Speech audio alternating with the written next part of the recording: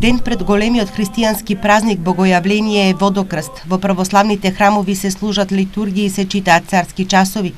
Црквата на овој ден за верниците пропишува строг пост. Свештениците ги осветуваат домовите на верниците.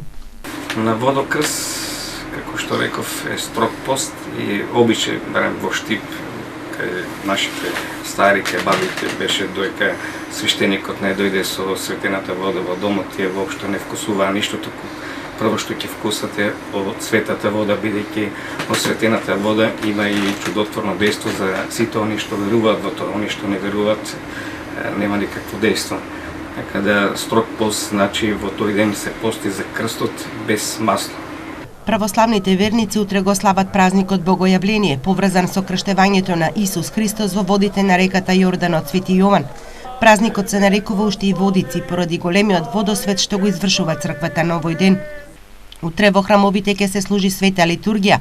Централната е во соборниот храм Свети Никола, со која ќе началствува митрополитот Брегалнички Иларион.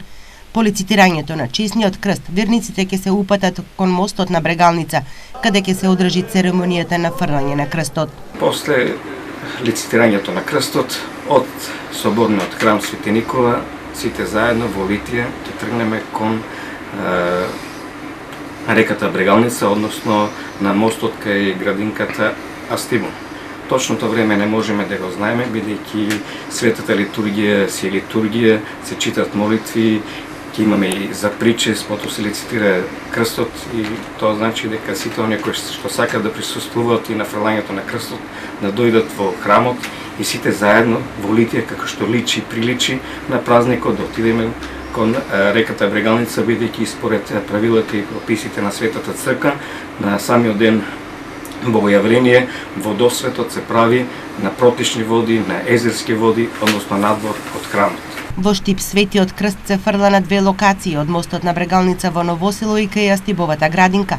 До сега во Новоселската и градската црква во Штип за фаќање на крстот се пријавиле околу 40 на момчиња, кои ќе си ја испробаат среќата да го фатат крстот.